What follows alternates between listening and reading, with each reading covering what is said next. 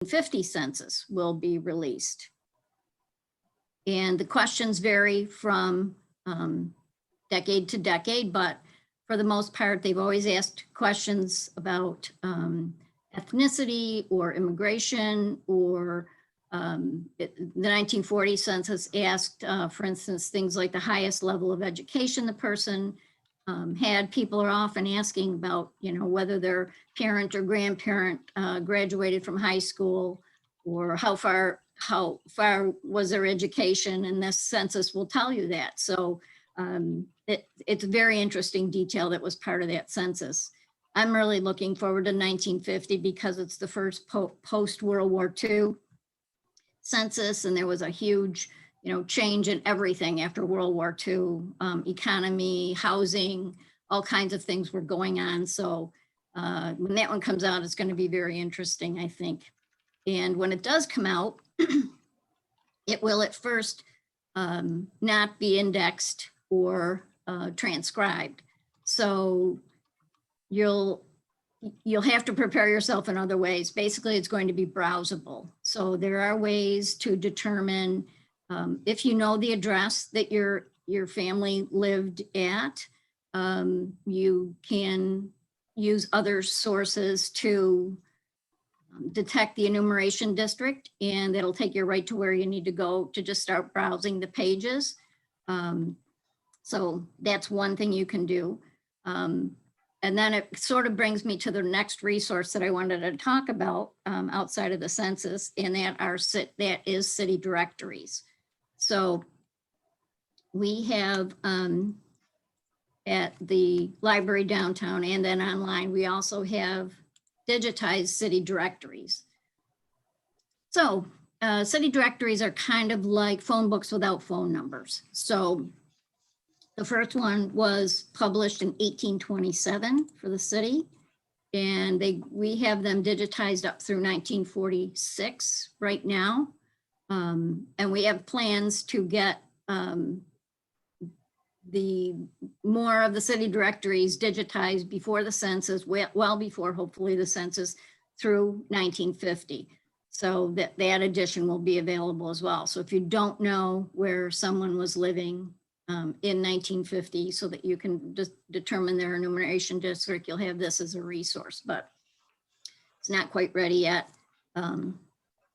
We have to send out to have those digitized, and that's another other process. But just so you know, we have them through 1946 right now. Encourage you to look at them. If you can't find them from if you can't find your person from an existing census, you can use a city directory maybe to locate an address. Just know that when the city directories were being published, the information in them was created from a door-to-door canvas. So there can be a lapse in time between when the person that was collecting the information knocked on the door and 5 or 6 months later, when the book was actually published, somebody may have moved. So you may want to just check around dates, a couple dates before or after this specific year you're interested in, but they're very interesting. They show a person's occupation very often, the address of the organization they worked for, and their home address. Sometimes or always, when there were adult children living in the house making a living, they're listed separately. So there's just lots of interesting and good information to use there. So these are all free right here. If you go to the right year, if you go to 1910, you can look up and find Susan B. Anthony in these directories. So it's interesting on lots of levels. There's lots of historic information. She was just living at her home. It wasn't, she wasn't majorly famous at that point, but so there's just all kinds of things you can do with them. It's very interesting. There's chapters in them that show the churches and police department and all kinds of other things going on. So, if you have questions about other organizations, there's chapters on that as well. So, so those are city directories. There's also suburban directories. You can see the tab for that right here. And they didn't start printing those until 1930. So It isn't that we don't have them earlier, they just weren't made earlier than 1930. So it's also in the plan to carry these forward to 1950 in time for the census. But you can see there's a limited number of the suburbs in the first edition, and then they added, as years went by, more suburbs. But this is available to you right now through 1940. Probably the next major category we get probably the most questions about of anything are vital records. So vital records are defined as birth, marriage, and deaths that take place. And one of the most important statistics for you to remember is that New York State did not require registration of those events until the 1880s. So prior to the early 1880s, we would have to rely on church and cemetery records in order to find solid information about when someone was born or died. And after 1880 until 1916, there was not full compliance. So that means that people didn't always register those events, but as the years went by, it kept getting, more reliable and more reliable until in 1916, they threatened to fine people for not complying with the law, and that got everyone's attention. And so after that, they're much more thorough and complete. But if you don't find a record in those indexes, it may not be because it didn't happen, or it didn't happen in a certain place. It's just because someone didn't register it. So we have the original microfiche downtown, and you have to use that on site. But a few years ago, Ancestry.com got a copy of them. So they have them on Ancestry.com, all of them, the birth, marriage, and death indexes for all of New York State. This is. So again, beginning in the early 1880s, and there's varying years that they end. There's a 50-year privatization law in New York State for marriages and deaths, and 75 years for births. So that's where they stop. But you can see them again with an Ancestry subscription, or through the free remote access that you get from the library. So either way, you can use those for that. So where it used to be a unique resource that we had downtown, now it is available online. There's also, it's in the handout, there's also another website, archive.org, that has the same ones for free also. So, and if you do have to resort to looking for other records, church or cemetery records, there's two local websites that we have. The Rochester Genealogical Society has both cemetery and church records. They have a large crew of volunteers that are transcribing microfilm from local historic churches and putting them online. And they also have some digitized cemetery records from Mount Hope and Riverside cemeteries. And then the Monroe County Gen Web page, it's also in the handout, that has a ton of resources. I use it almost every time I turn my computer on for cemetery information. So just have a look at that website if you're looking to try to find information on deaths, or in the case of churches, baptisms, which usually have birth information. So of course it helps if you have the denomination that the family was, it might help, but without it, you can just try, searching on a name and see if you can get some decent results from that. In the handout, I also have some other possibilities that you might want to try, but I don't want to labor on all the little feelers here. Just if you could just email me, or contact me in some way if you have any questions about any of those, I can help you out, especially if you have local research.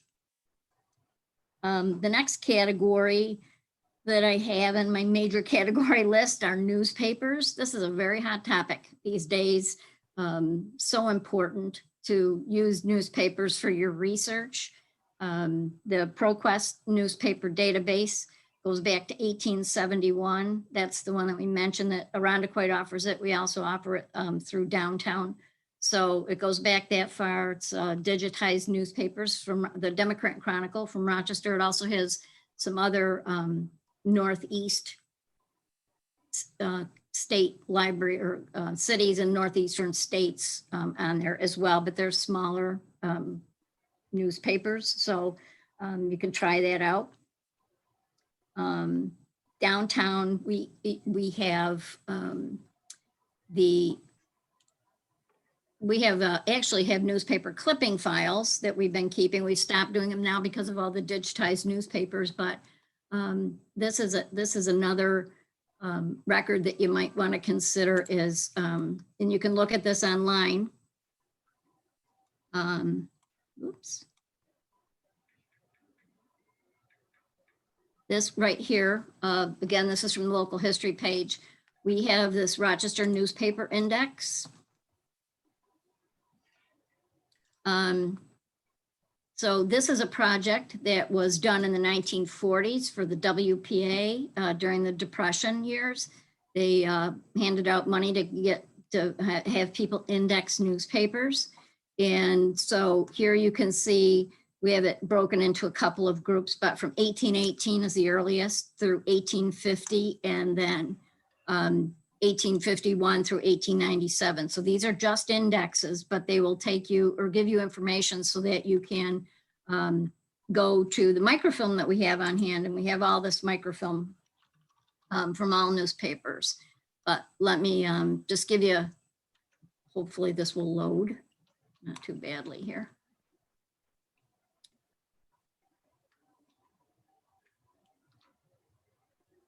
Okay, so for instance, this is what it looks like. There's all kinds of things in here, all kinds of categories, as well as they index names of people. So here is someone, Mary Barrett, Mrs. Thomas, who died. This is the UA, is the Union Advertiser newspaper, and it's in the March 1st, 1894 edition on page 6, column 3. So there's a lot of detail here. In order to see this article, you either have to pay for it or come to the library yourself to view the newspaper, but we do have them from, what is it, 1817 through the present on microfilm. So if you have a date, but you don't have an index like this to use, but you have a date for something, you can look them up that way. Or, you know, if we're fortunate to be looking for something that's actually in an index here like this, then you can use this reference to come down and look at the microfilm. We have the microfilm readers are digital. You can save an article to a flash drive. You can email it to yourself. You can print it out on site. That's the only thing that we charge for, is for printing. So if you bring a flash drive with you, you can just save it there and print it out when you get home, or just save it to your computer. But this is just an excellent resource for these really early newspapers. And I found them to be very accurate, considering what these folks had to go through to cull this information. And usually they, you know, for a very long time, many of you may remember, but there were 2 newspapers, a day and an evening newspaper. If you get the date here, you can even look in the other newspaper and perhaps find a second article in the other newspaper just by what you find here. So, so that's newspapers. I'm also in the handout. I also have a number of other free newspaper links that you can use. There's one for historic New York State newspapers. Fulton History, if you haven't heard of it, originated in central New York, and they have a lot of newspapers on there, including the Democrat Chronicle, but a lot of newspapers now from all over the country and even Canada. I've seen some on there. So that website is free to use.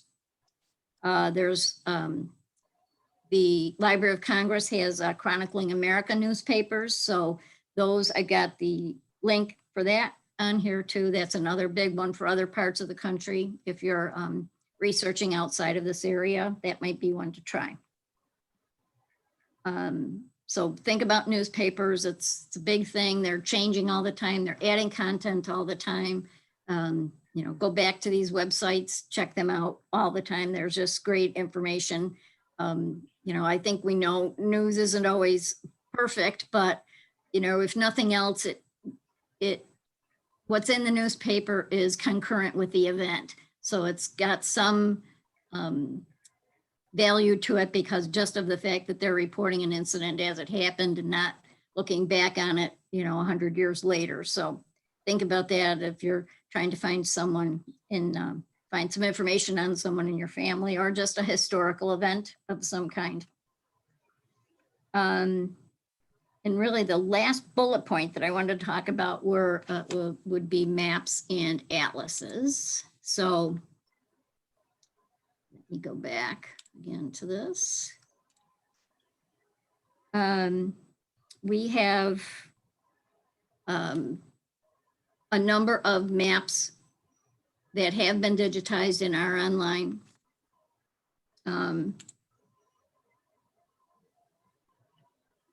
I don't know about you, but I love maps. I think they're just a great resource. They sort of are like a photograph almost, you know, in a place and time that you don't have any other way to access. So in my past pathfinders here again. Right.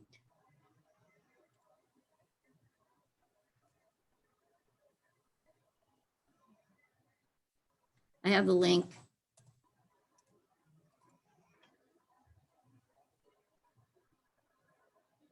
I have the link also in the handout. So these are all kinds of things that have been digitized, but the second one down is a digital map collection from Rochester Images.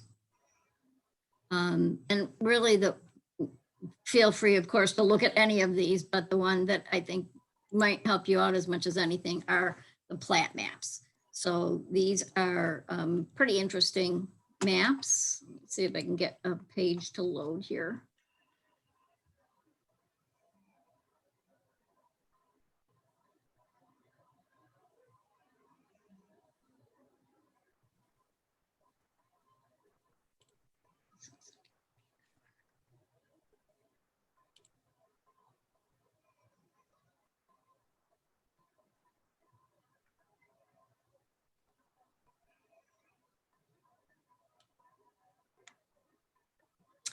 I hope I can make this bigger.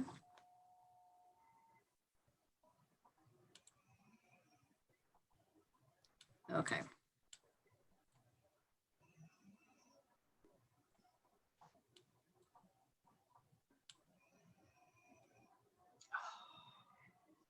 Can't get it to move. Now here. Okay. So this is 1875 Mount Hope Avenue area. Ellwanger and Barry are on here. You can see that the lots have been divided here during this time. So these are the kinds of things that you can have a look at and see what the neighborhood looked like if you have local people to see where the streets were at the time and those kinds of things.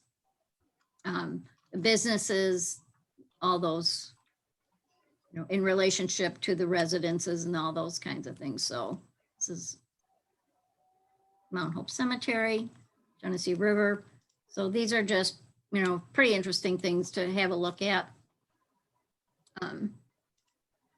And some of this is still here today, of course, and much of it has been the victim of urban renewal. So I know I have 2 ancestral homes that are parking lots today that show up on these maps, but I can't, you know, view the neighborhoods anymore. So, and if you're able to use the ProQuest maps, those have some of this on there as well. So,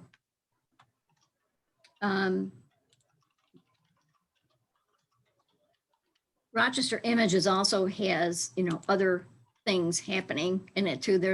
We don't have a lot of pictures of residences unless it was almost kind of by accident, but you certainly might want to check that out for yourself and see if you can find a neighborhood of some kind. Most of the photographs that we have been digitized, so but you can check. Get back to it here. Rochester Images. I was working on a project recently for someone who was interested in Roar Street. So I just came in here and it brought up a map and I think everything that was connected to it. I just put in the surname. Here's a fella's name is Roar, but here is the map with from 1910 that will have Roar Street on it. Here's one from 1888. This is a, you know, if you open these up, you can see what detail there is that brought us here, but you can try searching on anything. This is the best way to do it, is the way I just showed you, is just to start typing your word after these words here, Rochester Digital Collection, and then just type a term of some kind and see what you get.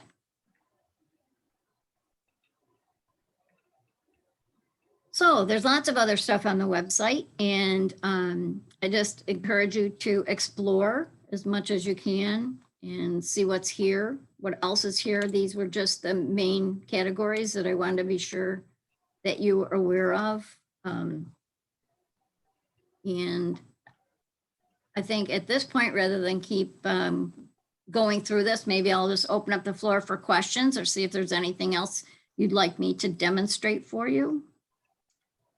I do have a couple that have come in on the chat, so if we can talk about those first. Sure. Let's see.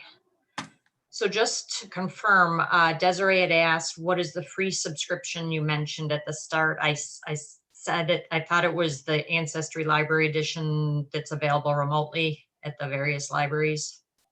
Yes, it is. Okay.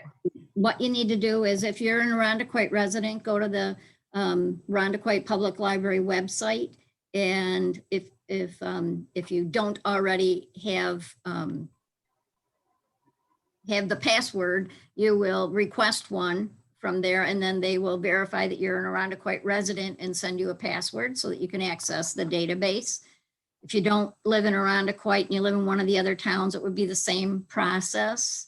Or the city of Rochester, you would come to this website here. And it's just, these are contractual obligations that we have, as each library has an independent subscription to Ancestry.com. So that's why it's restricted to residents only. And that's put in place by Ancestry.com. So check with any of those. If you don't live in one of the towns that have it, my email is on the handout. You can email me. There's another option. The New York Public Library in New York City is actually offering it to New York State residents. So anybody that lives within the New York State borders is able to sign up for it through that library. So, and they have some other databases available as well. So if you need information about that, it happens pretty quickly. I did it myself just to try it out. So it works very well. So it's another option. Okay, thank you. And then Anne asked, in a city directory, I have relatives that lived on a street whose name no longer exists on Google Earth. How can I find out what the street name might have changed to? Okay, let's see. There's, you know, a few ways. I mean, I think you could, let's see, you could follow it. Well, oh, let me just show you this. What you can do is, part of the city directories, there is a street index too. So let me just start with, let's see, 1850. Okay.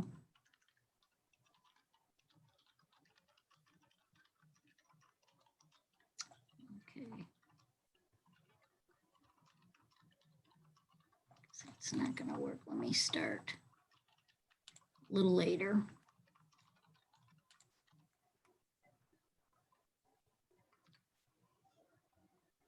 Okay, so for instance here, this tab that I just clicked is called Streets. And so this is similar to the front of the book as the alphabetic listing of the people in the city, but this is an alphabetic listing by street.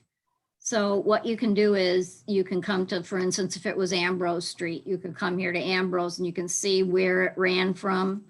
It ran from for instance, this ran from the Genesee River west to Saratoga Avenue. And these are all the cross streets. So I would think that even if the street you're looking for is no longer around, at least some of these other cross streets, and the Ambrose is a short street. Some of these have pages of cross streets. At least it will give you some idea of where it was. And then, you know, use those sort of coordinates of those cross streets to determine where that street would have been today.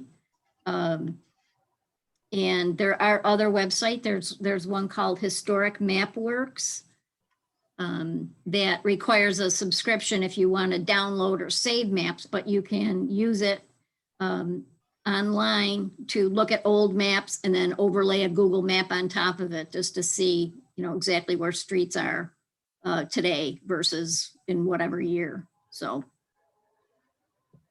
yeah, you know, urban renewal took out a whole bunch of streets or rerouted streets, those kinds of things.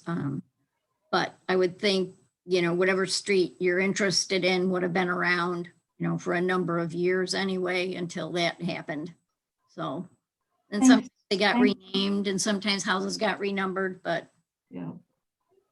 Thank you so much, Barb. That's great information. Very welcome. I hope it works for you, but very interesting actually when you get to reading some of these. And Barb, can you bring that down just a little bit? What is that at the top? Oh, street directory. Okay. Yeah. So actually Cashel had asked, are the directories listed by name or street? So it looks like they do a combination. Yeah, some of the directories, it was just one of the chapters, you know, here you like you can see here. Oh, gotcha. Mm-hmm. These are the alphabetic names, and then these are the streets. It's nice how they break that out. Yeah, and then starting in 1892, it gets even more interesting because then you can, 1892 was the first year that they did this, but they had a supplement to it where they have what they call a house directory. So after you have the address of someone, for instance, if you go to this, past the craziness here.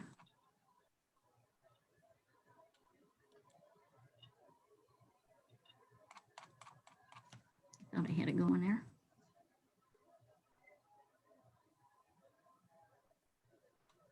Okay, so for instance, if you have an address, and I use these a lot too. So this, for instance, this address is Alexander Street, and that's of course a very long street, but once you have the address and the house number, now you can look and see all the people that were living in the house. So 476, you know, this, you know, whether this was, it looks like a house full of teachers, but whether it was a residential home or a boarding house of some kind or whatever, but you can see other people that were living in the house and also the neighborhood, you know, and sometimes you'll see that there's, you know, ethnicities that stayed together in certain neighborhoods. So you'll see, you know, a lot of Italian people or Jewish or whatever living around each other. And if you scan up and down the list, you may see names that figure into your research. They may be in-laws or someone that, you know, married into the family or are cousins or something, and they live near each other.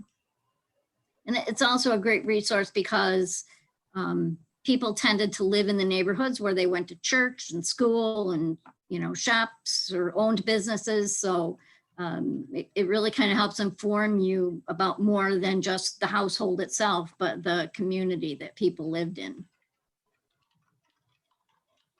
And so they did this starting in 1892 for a number of years.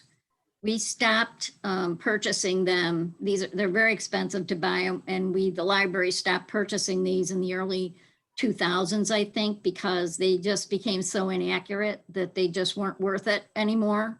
And this was really before the whole landline versus wireless phone type things. It was just so inaccurate. Whatever they were doing to collect this information, it just wasn't helping in any way. It was making things worse.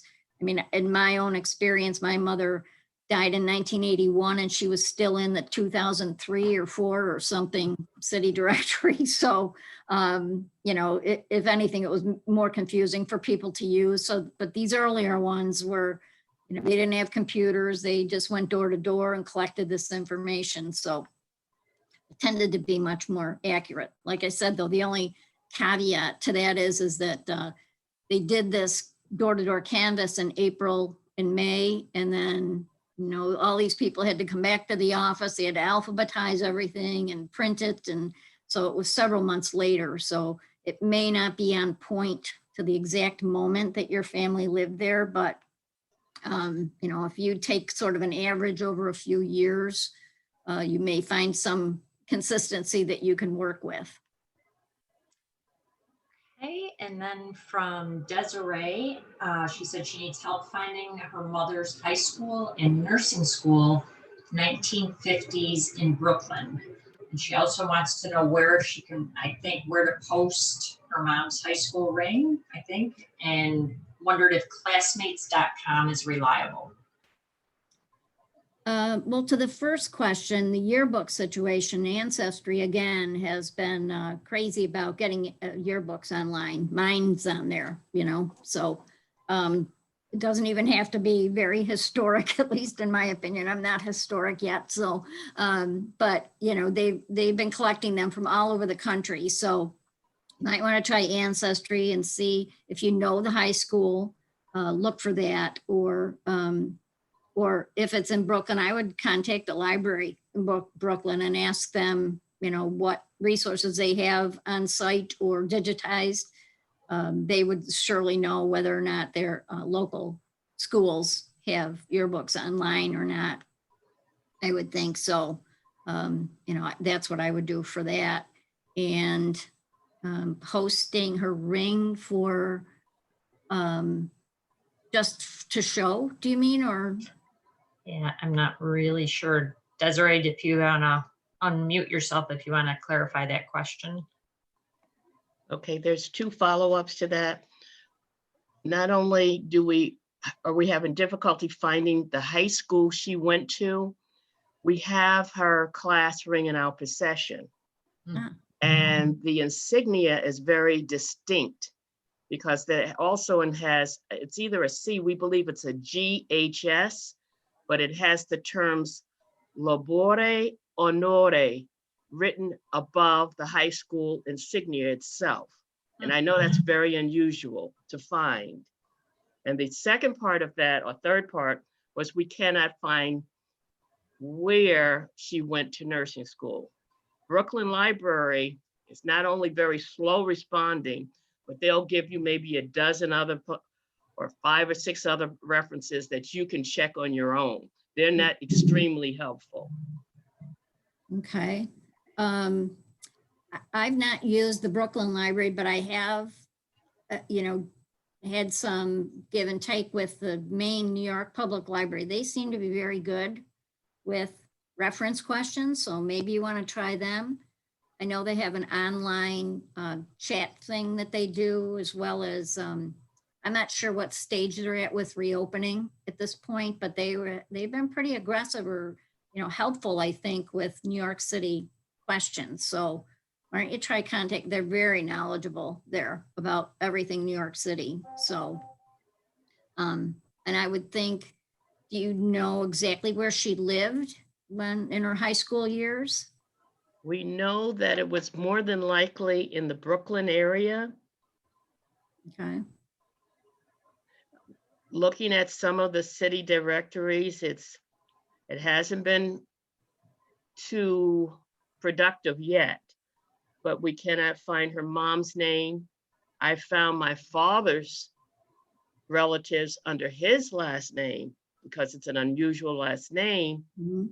but the mother side I cannot find. And I know for a while they came from Gary, Indiana to Brooklyn, New York. And after that, we just don't know what, I mean, I have papers here showing her renewing her New York State license with nursing. No clue what school she went to. You need that 1950 census, I think. You know, I'm waiting for it myself, because you say they were there around that time. Right. Yeah, that might And help, because that'll give you, you know, where they lived, certainly. I Uh, meant to mention that. When is it coming out, in a year or two? April 1st, 2022. So what happens is at midnight, the federal government releases it, and people like Ancestry.com will be standing by to download it, and it'll probably be up on April 1st. But it won't be indexed yet. So you will need to, you know, determine, I can show you, there's a website that has preparation steps for you for getting ready for the census. So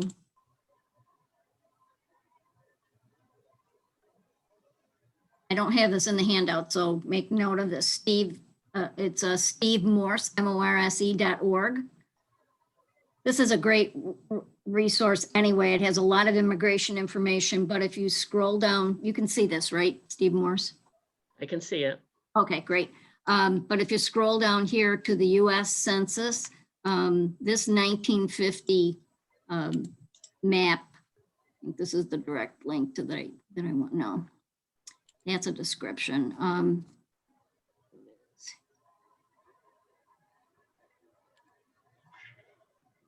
So here, let me just give you an example of how this works. This is so cool for me, I think.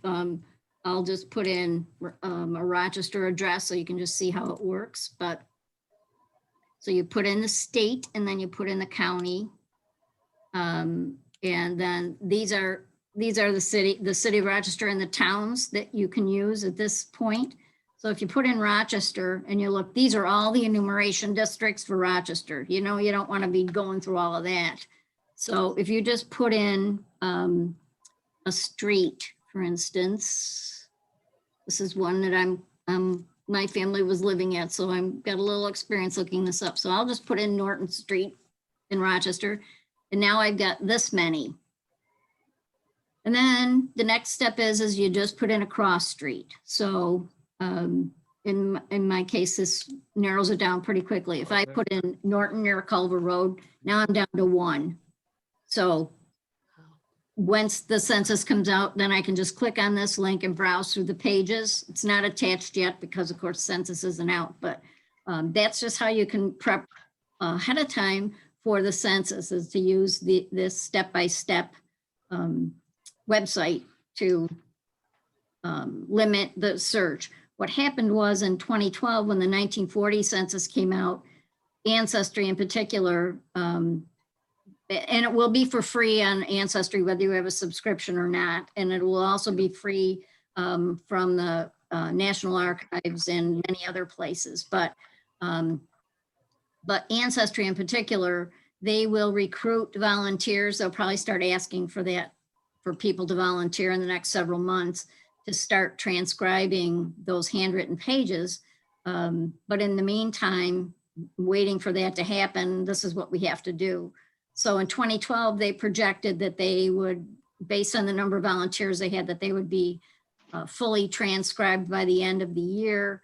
And they actually finished early. I think they finished in the fall, August or September or something. So I expect that'll happen again. But if you're impatient like I am, I'm going to want to, you know, get after it sooner. So, so this is something that you can use. Okay.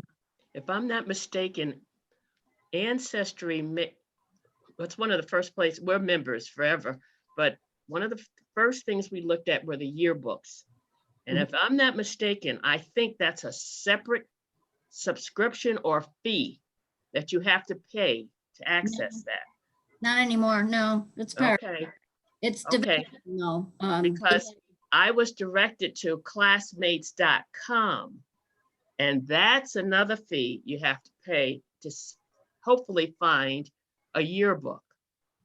Yeah, no, Ancestry, they may not have them all, but they have whatever it's included with the subscription, because I use it all the time. Okay, What I was going to suggest is if you just tried Googling those words, we did. that sometimes We did. gets stuff. Yeah, we did. I can't tell you how many different ways we tried to research that ring, eBay, Amazon, one site or another. And, you know, we're still working, but it's a slow progress. How about message boards on Ancestry? Have you tried that? No.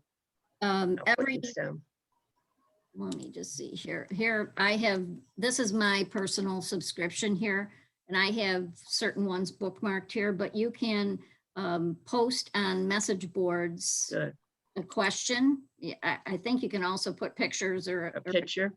but you should find the one for Brooklyn or wherever Right. you think that came from and just post Mhm. a question. You know, you can just say something like, you know, a high school in Brooklyn in the 1950s looking for, Right. you know, identifying information. And Great news. there's just lots of volunteers everywhere that are willing to help, and they'll just post an answer back or Good. suggestion for where else you can look. Okay, I'm going to do that. Stay away from classmates.com. Are they any good? Well, I've only known of them, you know, to be used mostly for reunions and Yeah, same here. kind of thing. So I don't know about artifacts. Thank you. know, it seems a little more specialized. But I Thank you. try this first because I know the Monroe County message board's very active and there's lots of people willing to help. I thank you so much for that start. You're welcome. All right, and Barb asked, does the library preserve documents and accept donations? I guess she has graduation certificates from Charlotte High in the early 1900s. Wow. Well, there's actually somebody I've seen that's here today who would be very interested. She does a lot of archiving work for Charlotte.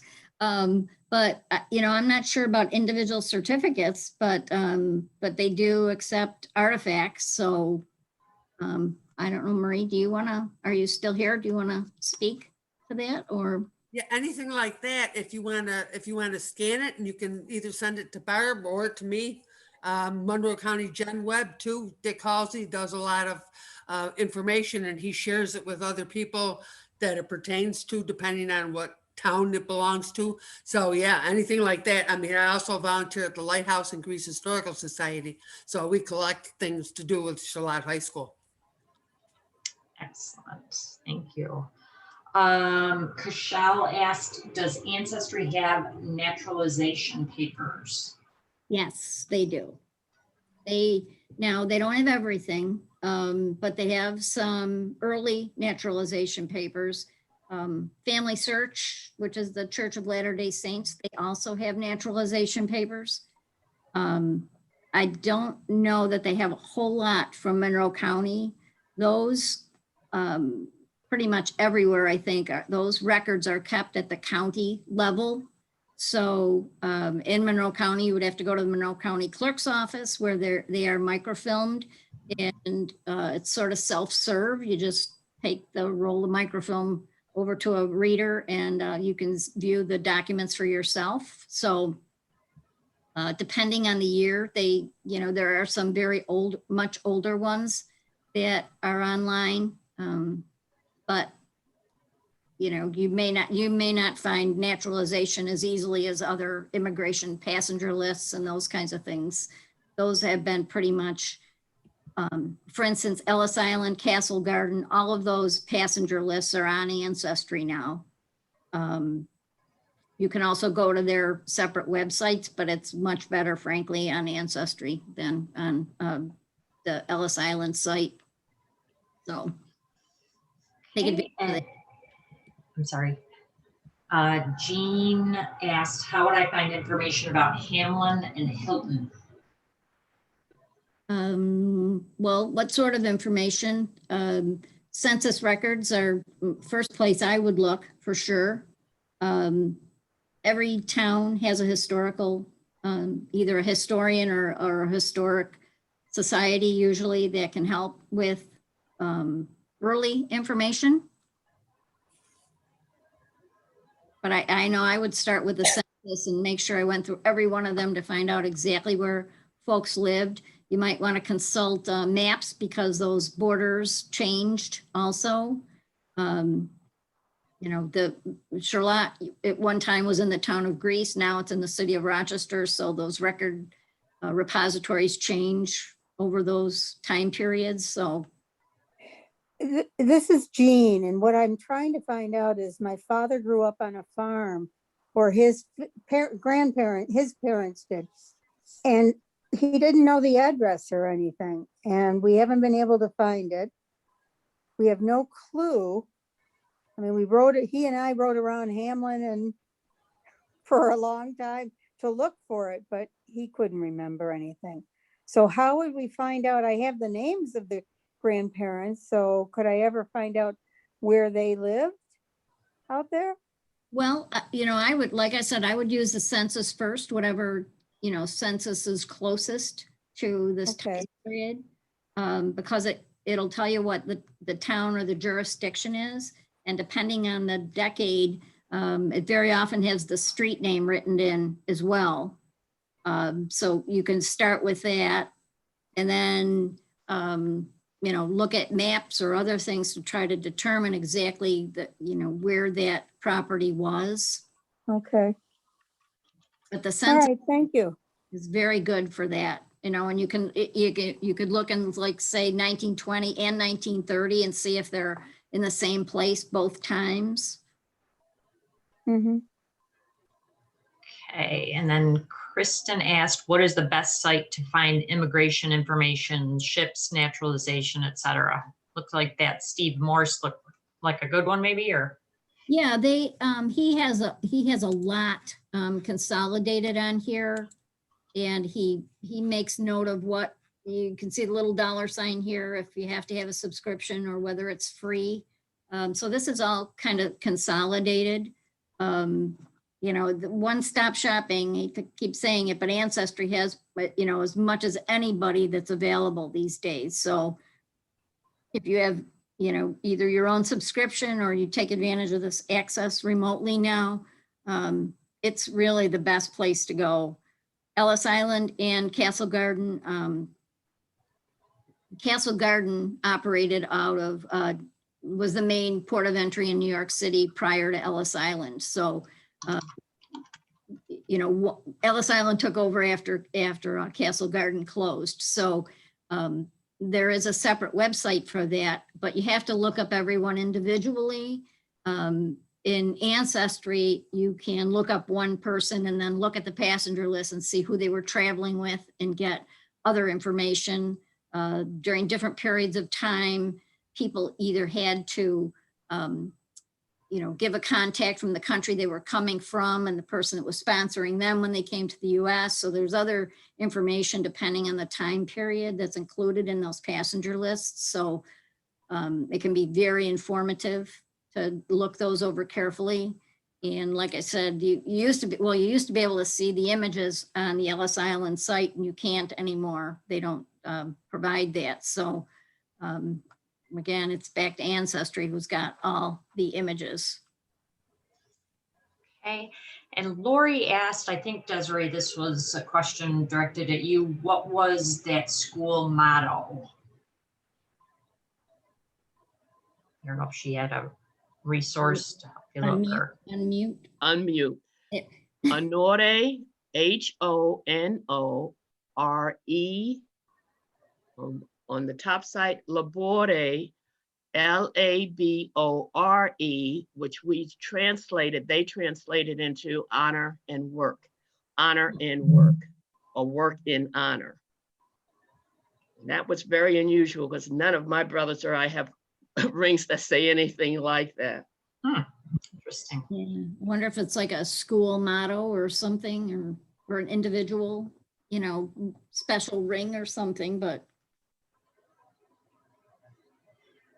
Okay, thank you. And Jan asked, can you use the message board on the library edition of Ancestry? I don't think so. You can read it, I think, but you can't make entries, but you can have a free account with Ancestry from home.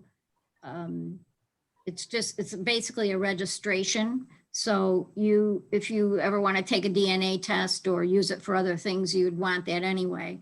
But you can just sign up for a free registration, and very often, like the 1940 census is always free. So if you have your free registration open, you can look at the 1940 census. When the 1950 comes out, it will be free also. Periodically throughout the year, let's see, at 4th of July, they usually put immigration records out for free for everyone. Veterans Day, they do military records. So with your free registration, you can access all those records at those special times, and you would be able to view, answer, add questions to the message boards too. Okay, Had a thank you. free account for a long time, and I used it that way. So there are things you can do as well. And if you ever decide, ultimately that you want to pay, you can just turn your free account into a subscription also, and not you have to start over with whatever you've done. That's great. And then it looks like this might be the last question. Is there a good research spot for arrival in St. John's, New Brunswick, Canada? Let me think here. I don't know if he has it on here. There's another website, database. It's called Find My Past, which is about to be free, I think, starting on Friday for a week or something. This is, I haven't fully explored it yet. I just saw the announcement today. So it's called Find My Past, and I've used this website a lot. It's mainly United Kingdom records, and shows there's lots of people that left the United Kingdom that came through various ports in Canada.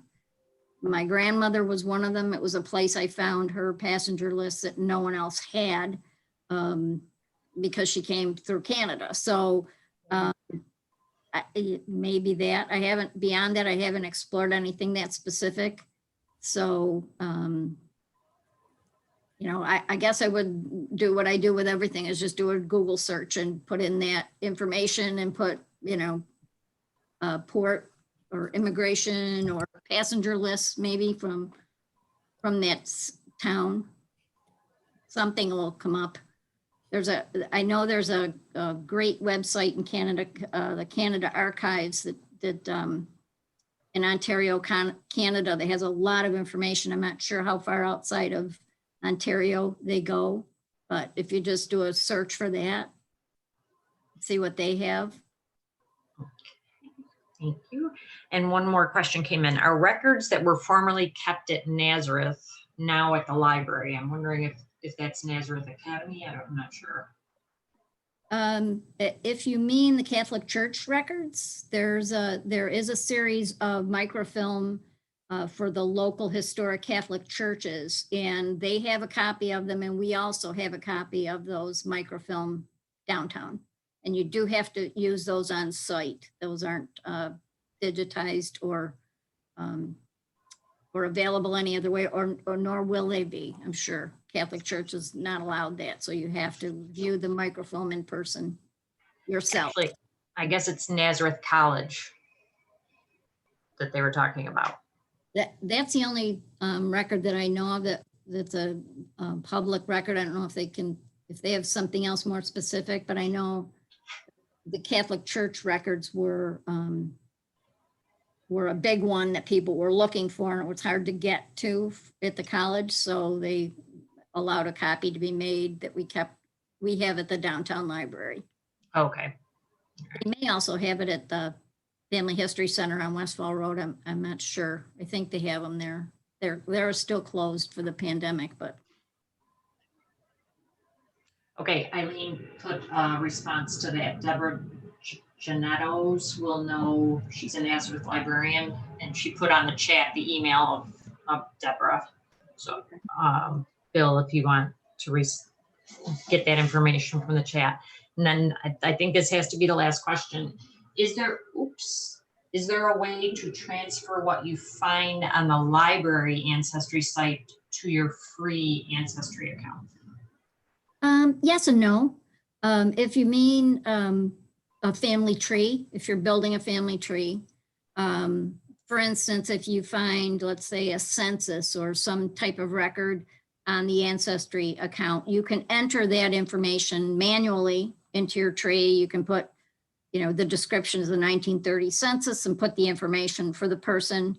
And then if you have downloaded the image to your computer, you could upload it as an image back to that entry if you wish, or you can just type in the, important information right in that entry.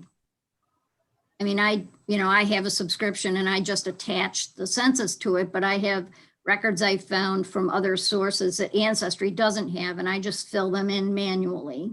Like if I find a baptism from a church, I'll just put that entry in and put in the description that this is the church I found it in, and these are the witnesses, or, whatever information I want to have quick access to. Okay, thank you. I think I got to the questions. If anybody has one, I guess, that I missed on the chat. And if you would like to save the chat, because there's some good information, you would just click on the three dots at the bottom and your first choice is save the chat. But you have to do that before I end the session here. So if you're interested, please do that. And did everybody find your way to the handout? It's got my contact information if you want to let me know. I had a couple people that said they couldn't open it and I put it up there too early. So I am going to send it out in an email to everybody. Okay. Feel free to email me, or you can sign up for, one of the half-hour sessions that we have. I've had some great sessions even with some of the people that are here. We've just been able to sort of brainstorm our way through questions in some cases. So, feel free to sign up. It's every Monday and Tuesday. So. Awesome. Nancy, Well, we thank can't you. find save the chat. Oh, down at the bottom, are you seeing where it says like to everyone? Where do you have the chat opened up? Okay, let me open it again. Okay, here, And then to the right, Yes. there's three dots. save the chat. Have Yeah. it. Okay. Thank you. Mhm. Thank you. Barbara. And thank you everybody for your contributions.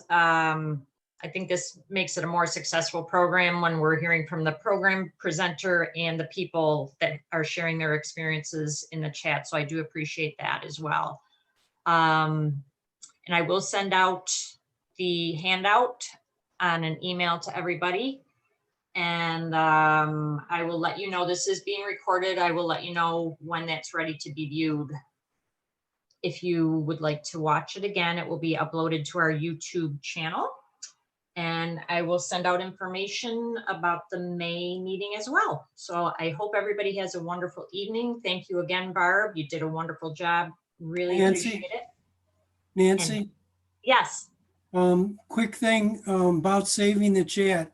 Those yes. folks that are saving the chat, please make sure that you know where the chat is going. Okay, thank you. Yeah.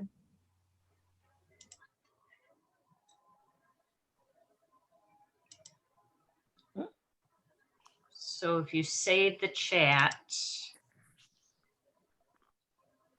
yeah, you may have to look it up in your files to find out where that saves to. It doesn't really give you a choice of where to save it to. At least I couldn't find that. Yeah, Thanks. Nancy, Yes. this is Aileen, sorry. By default, it usually goes, if you haven't changed anything, it goes into documents and then in a folder called Zoom and then into the date, and it's as a text file. So I don't know what it does if you're on an iPad, but if you're on any kind of sort of desktop computer, it should go in your documents and then in a subfolder named Zoom. Okay. I have seen it meeting chat.txt or something like that. I think that's how they're all named. So if you search for that, you should be able to find it easy enough to. Thank you, Eileen. All right, everybody, have a wonderful evening. Thank you, everyone. All right. Thank you. Thanks. Thank you so much. It was Thank you. wonderful. Thank you. Bye-bye. Thank you. Good night. Thanks so much. Night.